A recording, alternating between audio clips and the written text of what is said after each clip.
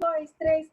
Olá, gente, muito boa tarde mais uma vez. Ajustamos o som. A professora já deu a bronca, já puxou a orelha, já falamos o que nós vamos ver. E ó, aperte o cinto que hoje a aula vai estar assim muito bacana. O que nós vamos fazer? A professora vai iniciar um compartilhamento de tela. Por quê? Porque hoje nós vamos fazer uma revisão. O que foi que a gente viu no projeto de primeiros socorros? Vocês estão conseguindo ver aí o mesmo que eu? Sim? Então, olha só. Sim. Vou iniciar com uma frase que eu gosto de falar e repetir ela sempre. Procure a sabedoria e aprenda a escrever capítulos mais importantes da sua história nos momentos mais difíceis da sua vida.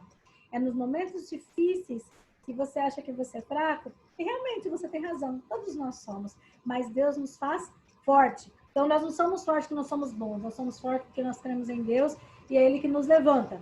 Cada um com sua religião, com sua crença, mas isso eu estou falando que é o que eu creio. E Augusto Cury também fala, ó. Então, o momento de sabedoria é o momento de entender que é o momento de crescimento. Já que é crescimento, hoje, o que nós vamos fazer? Uma revisão do projeto. Primeiros socorros. Eu quero, assim, ter um feedback de vocês. Inclusive, eu vou até desativar um pouquinho o som aqui. Vou fazer algumas perguntas e, se alguém tiver dúvida, vou falar nome. Então, me ajudem. Vamos lá, ó. É uma revisão de projeto. Vamos começar. Ô, Diego, ajuda a professora. Nossa revisão é primeiros socorros, correto? Bacana. O que são Correto. primeiros socorros para você? Mas já pergunta, professora? O que são primeiros socorros para você? Você pode fazer na rua, não é? Ah, então pode-se dizer que as primeiras medidas, Diego? Repitam todos comigo. Ó, vamos lá. É uma revisão do que eu já falei. Quando se falar em primeiros socorros, você vai lembrar assim, ó. Todo mundo comigo. Minha segurança. Repita aí, ó. Falou? Minha segurança. Minha segurança. Segurança do local. Segurança do local. Segurança da vítima. Segurança da vítima. Muito bem. Segurança da Então, isso vítima. nós aprendemos no projeto. E para a nossa vida, primeiros socorros é minha segurança antes de eu socorrer alguém, segurança do local, segurança da vítima. E a pergunta o que aconteceu. Aí, então, você vai fazer o quê? Entender o conceito que primeiros socorros são todas as medidas que devem ser tomadas de imediato. Ok? Isso é o quê? Isso é uma revisão do que a gente já falou. Qual que é o objetivo? Evitar o agravamento do estado de saúde ou lesão dessa pessoa antes do atendimento médico chegar. Perfeito. A professora falou lá na aula 1 também o conceito. Qual é a diferença aí de urgência e emergência? A diferença de urgência e emergência, lembra que eu falei assim, vocês nunca mais vão esquecer isso? Passando ali aonde? Aonde que a professora falou que dá para você passar? Você lembra, Roberta? Qual que é o lugar que dá para você passar, que você nunca mais vai esquecer a diferença de urgência e emergência? Quando você passa na frente de um hospital, o que está escrito lá? Emergência. Emergência. Então, quer dizer o quê? Que emergência tem um risco iminente de vida. Não dá para esperar. É emergente. É naquele momento. Eu dei um exemplo para vocês da brincadeira do roxinho, lembra? Respira, segura.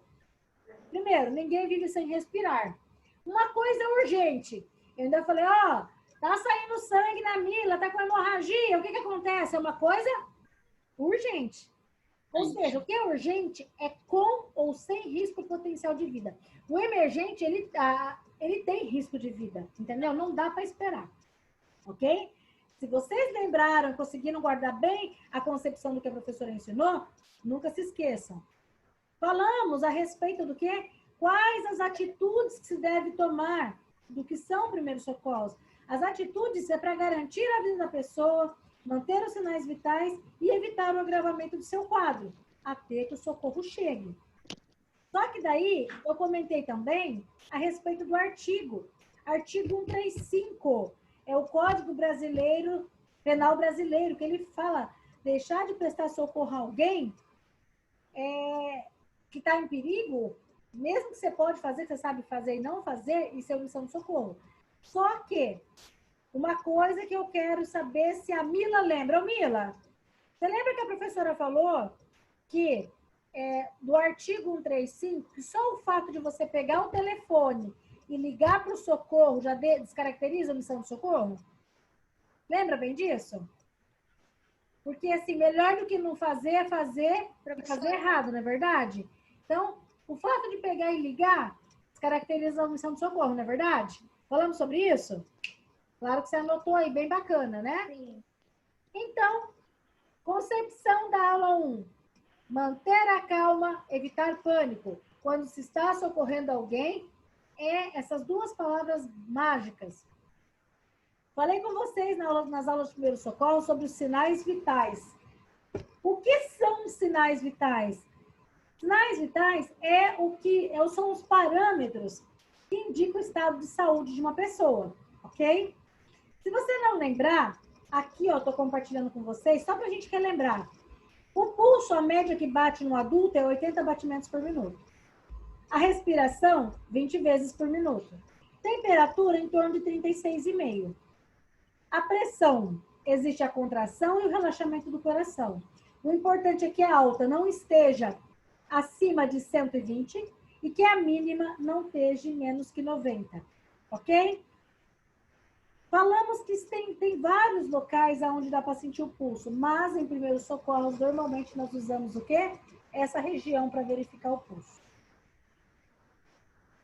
E aí, na aula 2, a professora perguntou assim, você está preparado para socorrer uma parada cardiorrespiratória? Que é a abordagem primária. Primeiro, o que é essa abordagem primária? A abordagem primária é, ao chegar no local, você vai avaliar a primeira coisa. Vitória, você lembra que a professora falou várias vezes que não se começa a massagem cardíaca sem você saber se essa pessoa está o quê? Respirando. A gente pode simplesmente começar a fazer massagem cardíaca se a pessoa não está respirando? A resposta é não. Então, a primeira coisa lá, faz assim com os dedinhos, bate aqui, Dona Vitória. Como eu não sei seu nome, moça! Se essa moça respondeu, qual é o seu nome? Ela está consciente? Pelo menos, você sabe que ela não está com o coração parado. Agora, ela pode estar inconsciente, mas está respirando. Então, eu estou diante de uma pessoa que está com um problema. Aí eu vou fazer a seguinte pergunta, deixa eu ver aqui, quem vai me ajudar? Ô, Larissa, a professora falou na aula o seguinte, você está andando pela rua, encontra alguém caído. Você primeiro socorre a pessoa ou primeiro você liga para o socorro? Vocês lembram que eu fiz essa pergunta para vocês? Você lembra, Larissa? Eu socorro a pessoa. Socorro a pessoa. Não! Então, vamos revisar para poder ficar bem entendido. Se você está andando sozinho à noite, encontra uma pessoa caída, primeiro você liga para o socorro, depois você começa o atendimento. Porque se essa pessoa precisar de uma massagem cardíaca, você não deve parar. Começou? Não pare, ok? Então, se você que está assistindo aí não anotou essa informação que a professora passou, anote. Comentei com vocês, para vocês pegarem a apostila de vocês, que no capítulo 1 e 2 fala ali o que são os primeiros socorros, fala a respeito da American Heart Association. Quem que é a American Heart Association? É uma associação que ela que realiza essa mudança, não é só no Brasil, é no mundo. É ela que tem aquela mudança que você fala assim, professora, não era 2 respirações para 30, depois foi para 15, como é que funciona? Houve uma mudança. A American Heart mudou e atualizou isso em 2012, com a finalidade de reduzir o tempo da primeira compressão. Então, primeiro, está acontecendo um socorro, aliás, está acontecendo uma emergência, você vai fazer o quê? Primeiro, avaliar o nível de consciência, verifica como que a pessoa está, mexe, bate aqui e já chama por ajuda. Se você estiver sozinho, você primeiro chama ajuda, depois você vê como que a pessoa está. Se você tiver com mais pessoas, primeiro uma pessoa vê e a outra liga, tá bom? Para que número devo ligar? Existe o resgate é o bombeiro, é o SIAT, 193. Polícia Militar, 192, SAMU. Agora, como é que isso funciona? Se você se esquecer na hora e ligar para o errado, não tem problema. Lá dentro mesmo eles direcionam. Nós fazemos visita técnica, né? E quando nós fizermos, quem tiver a oportunidade de ir, compareça. Se for a gente voltar para o presencial, tá? Nós vamos lá no Corpo Bombeiro dar uma olhadinha como é que funciona. É bem bacana, viu? Se eu não me falha a memória, a Mila foi o ano passado, quando a gente fez a visita, tá? Então, assim, o que eu tenho que fazer? Sentir, a pessoa não tá batendo pulso, não tá respirando, não respondeu a estímulo, o que eu vou fazer? Ficar de joelhos do lado da pessoa aqui, ó. Falamos sobre a realização da compressão torácica. Aí, a pergunta é, quantas compressões devem ser feitas por minuto? A resposta é 100. Lembra lá? 1001, 1002, 1003. O 1000 é o tempo de fazer isso aqui, ó. 1001, 1002, 1003, 1004. Isso assim, até 1100. Quando que eu devo parar? Quando o socorro chegar. Se você parar, você vai estar deixando de fazer aquilo que o coração faz naturalmente. Se você deixar de fazer, a pessoa vai virar óbito. Até agora. Agora eu volto a perguntar de novo, então. Agora que a gente revisou, você está preparado para socorrer uma vítima de parada cardiorrespiratória? Então vamos praticar ali bem rapidinho, ó. A abordagem primária tem como objetivo identificar situações que ameaçam a vida, né? Acionou o sistema de emergência, fez lá nível de consciência, sentiu o pulso, não está respirando, vai iniciar as compressões, ok? A C, que é a rápida desfibrilação, suporte avançado, isso é a hora que a ambulância chegar, ó. Nós vamos aqui, ó, na A e na B, a partir daqui não nos compete a nós, tá? Então, abordagem primária. Anota aí, Andressa, Diego, Andresa, vamos lá, Larissa, Vitória. Olha só, você também, Mila. Abordagem primária, então. Chama o socorro, chamei. Eu peguei, após chamar o socorro, avaliei o nível de consciência da pessoa. Na medida que eu estou relembrando vocês, se alguém tiver alguma dúvida, pode parar e pode perguntar. Tocou no ombro da pessoa, como é que eu vou fazer? Você vai colocar a pessoa numa superfície rígida. A vítima deve estar deitada ali, ó, numa superfície rígida. Não adianta fazer isso em cima da cama, tá? Enquanto isso, ligou para o serviço de emergência, ele já vai estar orientando o que deve ser feito. Avaliou o nível de consciência. Está inconsciente? Não respondeu? Sentiu o coração? Não está respirando? Então, pegue, ó, a linha mamilar. Vai ser posicionado mão sobre mão. Essa região aqui, ó, da mão. E você vai cair, ó. Sistema sobe e desce. Como assim, professora? É isso aqui, ó. Braços sempre retos com o peso. E tanto, como funciona? Mais ou menos 5 centímetros, ok? Então, reanimação cardiopulmonar, colocou o braço bem ali, a mão bem no centro, braços esticados. Não se esqueça, antes de iniciar a manobra, ligue pro SAMU. Fizemos aí uma breve revisão, então. Sem compressões fortes, profundidade de mais ou menos 5 centímetros. Professora, agora eu tô craque, que bom. Agora que você já sabe, vamos lá falar sobre as complicações da circulação. Porque a hora que esse sangue parou de circular, o coração é uma bomba. Ele parou de mandar sangue para o restante do corpo. Ou seja, o paciente vai entrar em choque. O que era o choque lá? O sistema circulatório, ele está com algum problema. E se ele está com algum problema, o sangue não está sendo mandado para onde se deve. Existem vários tipos de choque. Quando há um mau funcionamento entre o coração e os vasos sanguíneos, ou seja, artéria, veia, há um desequilíbrio, a professora deu uma aula e falou para vocês que existe vários tipos de choque, existe. Esses os quais eu trouxe para vocês são os principais, tá? Choque hipovolêmico, o que é isso? Se diante de um acidente, vamos supor, essa pessoa pegou e está tendo uma hemorragia. Ele vai ter um choque hipovolêmico, ou seja, perda de fluidos. Choque cardiogênico, quando a pessoa tem uma parada cardíaca. Choque séptico, quando a pessoa toma antibiótico de uma forma incorreta. O que isso quer dizer? Aonde entra o papel de vocês como atendente de farmácia? Orientar o cliente a seguir a recomendação de acordo com a prescrição médica. O médico passou antibiótico para tomar 7 dias, com 72 horas. Se você está anotando aí, anote essa informação que a professora está passando. A maioria dos antibióticos, eles demoram 72 horas para poder começar a fazer o efeito. Ou seja, cerca de mais de 3 dias. Com 3 a 4 dias a pessoa melhorou, ela para de tomar. Qual é o problema dela estar fazendo isso? O problema é que ela está dando resistência para essa bactéria. E lá, na hora que realmente ela precisar, ela vai tomar e não vai conseguir eliminar. Então, entra em choque séptico. Tem um exemplo na aula falando para vocês ainda, quando eu falei de choque séptico.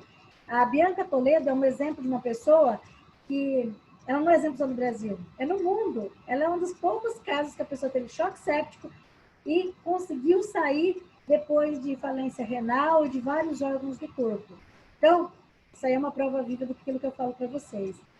Deus é bom, Deus existe e Ele mostra seus milagres. Se você quiser ter a oportunidade de ver e entender um pouquinho mais sobre choque séptico, coloca lá no YouTube sobre a vida dela que você vai ver que é muito bacana.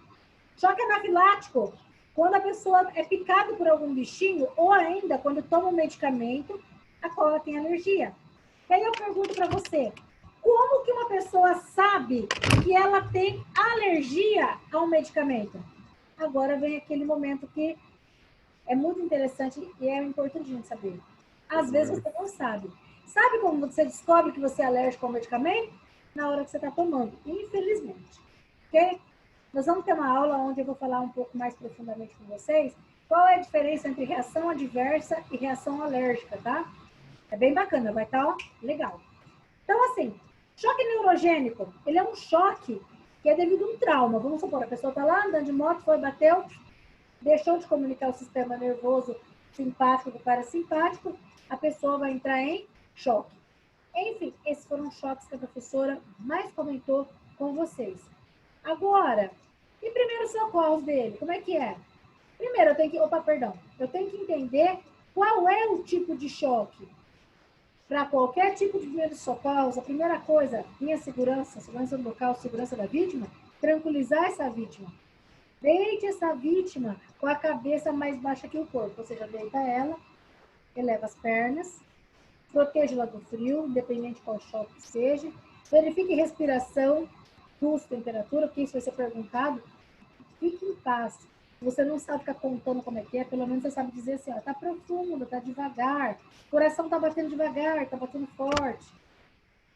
E o choque, grande parte deles, quando o cliente entra em choque, é reanimação cardiorrespiratória, se necessário.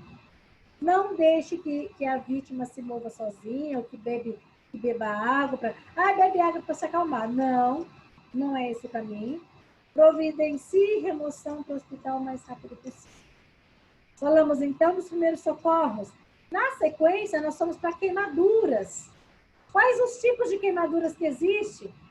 Queimadura térmica, química, elétrica, radioativa. Isso são os tipos de queimadura. E essas queimaduras, elas têm o quê?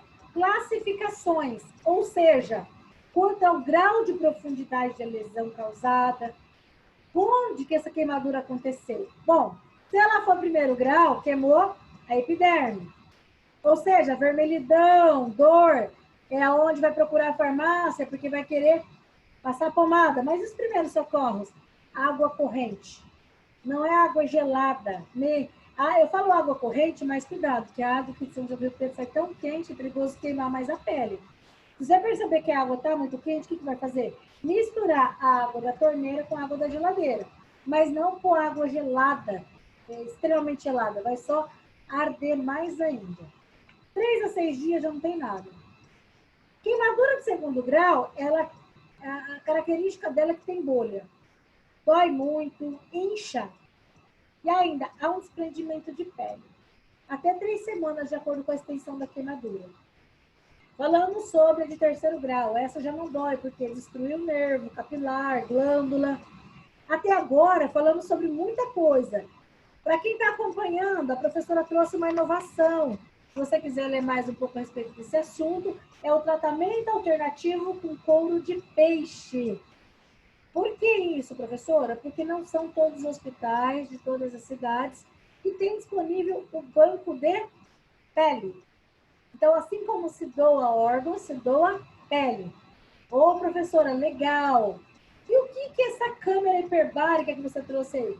É um tratamento que ele é baseado em oxigenoterapia, em alta concentração. É muito interessante. É um tratamento um pouco, o custo dele é alto, porém o retorno é muito bom, mas tem que ter acompanhamento com a equipe especializada. Pacientes que têm queimadura em grande extensão, mas enfim, não vamos entrar muito em detalhe, que hoje é só uma revisão do que eu já falei. Para quem está aí na ponta da língua, professora, como é que é o nome daquela pomadinha que é uma das mais vendidas? Estou fazendo propaganda não, mas o Despantenol, ou seja, o Bepantol, realmente ele ajuda muito a regeneração da pele no processo de cicatrização. Queimadura de primeiro grau, a 1, 2, 3 vezes por dia, é ótimo. Nossa, precisa de prescrição médica para usar ela? Professora, a resposta é não. Bepantol é marca, tá? Na verdade, o princípio ativo que vocês têm que guardar em o nome chama Despantenol. Perfeito? Temos também sulfadiazina de prata. Essa pomada também auxilia em cicatrização após surgimento de infecção. Está infeccionado, está com problema ali, ou seja, aplicação da sulfadiazina de prata, 1, 2 vezes por dia, mas tem um detalhe, somente em queimaduras leves, ou seja, de primeiro grau. Queimadura com bolha não se aplica sulfadiazina de prata, tá? Porque isso aqui é para desprendimento de pele. Aliás, se for ela, vai dar problema, tá? Então, anotaram aí? Legal. A professora falou da pomada da desoximectasone, antibiótico, anti-inflamatório. Falei para vocês da sulfato de neomicina com bacitracina. Tá com inchaço, tá com excessivo, com muito pus. Normalmente. Por quê? Essa pomada é a associação de 2 antibióticos. Então, ele, além de tratar, ele tem ação também de prevenir. Ele previne e regenera o quê? A pele. 2 a 5 vezes por semana. Então, vamos lá. Primeiro socorro, já que eu falei em queimadura, retire a fonte queimadora, retire a vítima da fonte causadora da queimadura. A queimadura pode ser o quê? Se a pessoa está pegando fogo, tá com álcool, você não vai ficar jogando água. É abafado. Porque o jogo é água, vai cozinhar essa pele. Então, na verdade, tem que ser feito um sistema de resfriamento com abafamento de ar. Só que se for essa queimadura de panela, igual está mexendo ali, queimadura de escapamento de moto, é diferente. Se não apareceu bolha, se trata de uma forma. Apareceu, é outra. Hidrate a vítima, proteja o local atingido e se for uma dor muito grande, tem que, além da aplicação de pomada, tem que tomar medicamento analgésico para dor. Outro fator que também dá é a insolação. Insolação também é um tipo de queimadura, tem que ficar muito atento que causa desidratação. Aí o segredo X é o seguinte, se a pessoa pegar e ficar no sol, ela não vai só usar a pomada depois, vai causar desidratação, prejudicando o funcionamento dos rins. Você fala, sério, professora? Sim. O rim pode sair cor de ferrugem. Ou seja, há um problema na filtração, tá? Retire adereços desse lugar ali, tá? Por quê? Porque incha. Aonde há queimadura, há inchaço. Quais são os primeiros socorros ali? Se a vítima tiver com roupa em chama, abafe. Em caso de produtos químicos ou pó, limpe. Pode piorar. E aí não é legal. Agora, a professora vai falar assim bem rapidamente, por quê? E se essa queimadura for de choque elétrico? Só que antes de falar de choque elétrico, em queimaduras, quaisquer que seja, a professora quer que você anote aí, se você não anotou, Nada de passar creme dental, pó de café, clara de ovo, manteiga, óleo de cozinha, cocô de galinha, folhas de fígado. Por quê? Para queimadura, de acordo com a extensão, tem que passar por uma avaliação. Quando você vê alguns profissionais falando sobre o óleo de cozinha, não é o óleo de soja, é o óleo de girassol. Porque no óleo de girassol tem uma concentração muito alta do quê? De vitamina E. Eu gostaria que vocês anotassem aí, que eu não me recordo se eu passei na aula ou não. Tem um produto chamado Dersane. Depois vocês pesquisam lá. Dersane é uma marca. Mas o que tem dentro do Dersane que faz toda a diferença e se vende muito ele na farmácia, principalmente na prevenção de úlcera de pressão, ou seja, prevenção de escaras. Pessoal que é da área de cuidador, a professora fala muito sobre esse produto para eles. Ele é utilizado para ativação da corrente sanguínea. O paciente que fica muito tempo acamado tem que passar o Dersane, tá? Então, tome a atitude correta, procure socorro. Tudo isso não vai servir. De repente vai fazer o quê? Agravar o quê? A condição que tá. Continuando na nossa revisão.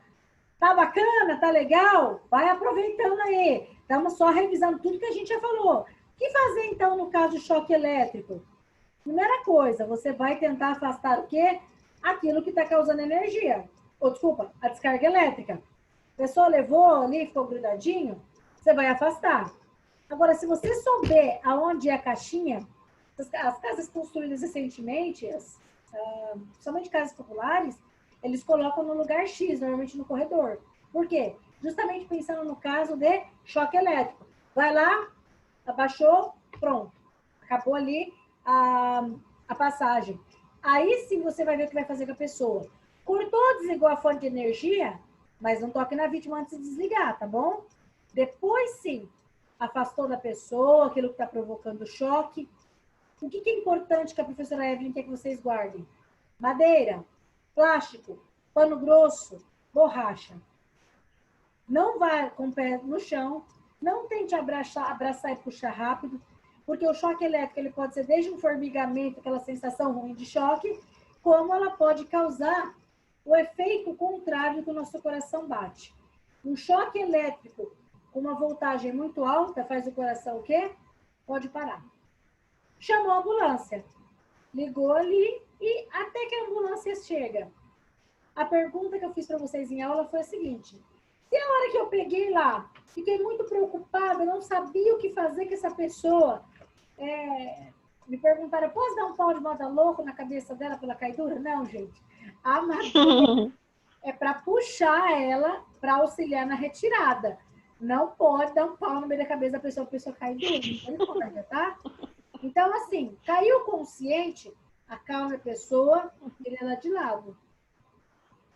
Se ela estiver inconsciente, ou seja, não responde, tá lá, Andrés, e ela não responde nada, mas você percebe que ela está respirando, deite ela de lado, numa posição segura, porque se ela tiver com o estômago cheio, normalmente pode levar o choque e vir o quê? Vômito. Se ela estiver deitada de barriga para cima, ela pode fazer o quê? Engasgar. Então, virou de lado. Ela estava inconsciente aqui, ó. Não estava? Você virou ela de lado. Só que você percebeu que você pôs a mão, o coraçãozinho não bateu. Não bateu, parou de respirar, massagem cardíaca que chama o socorro. Só que aqui, ó, logo no começo, quando a pessoa teve essa descarga elétrica, já chama para o socorro. Não espera saber se ela está consciente ou se ela não está consciente, porque ela tem que ser levada até um pronto atendimento para ela poder receber um atendimento, para ser feito o levantamento se houve alguma lesão, ok? Então, consciente, acalme. Inconsciente, vire de lado, porque ela está respirando, não se faz massagem cardíaca. Agora, se está inconsciente, de repente o coração não está batendo, massagem cardíaca. Ok? Até que fizemos um fechamento do quê? O que fazer em caso de choque elétrico. Próxima aula nós falamos foi sobre os animais peçonhentos, que são animais que de alguma forma ele pica, ele morde, ele tem dente, ele tem aguilhão, ele tem ali, ó, uma série de mecanismos que ele vai fazer o quê? Se defender. Seja aranha, escorpião ou cobra, esses principais aqui, eu passei o número do Ceatox, que aqui em São José do Rio Preto, a referência é o hospital de base, tá? Vem venenos do Instituto Butantan. E se eu falar em primeiros socorros, então, capture os animais ou o animal que picou, só que você não vai, Diego não vai inventar de sair pegando a cobra. Vai lá, deixa de ser o socorrista e passa a ser a segunda vítima. Então, se te trazer segurança, você vai atrás e vai capturar. Agora, se não trouxer, não adianta, entendeu? Então, assim, mantendo essa pessoa em repouso e calma. Todos os primeiros socorros é manter a pessoa calma.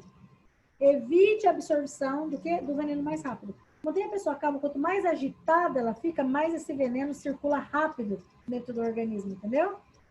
Retirar anéis, relógio, pulseira, por quê? Vai inchar. Lavar com água e sabão. Procure serviço de saúde o mais rápido possível. Remoção imediata para o atendimento e aplicação do soro. Não tem muito o que fazer. O mais importante não é o que fazer, é o que não fazer. Então, jamais coloque torniquete. Torniquete é quando a pessoa pega e faz o quê? Pega um pano e amarra tão forte para o veneno não disseminar, que isso vai fazer o quê? Causar necrose.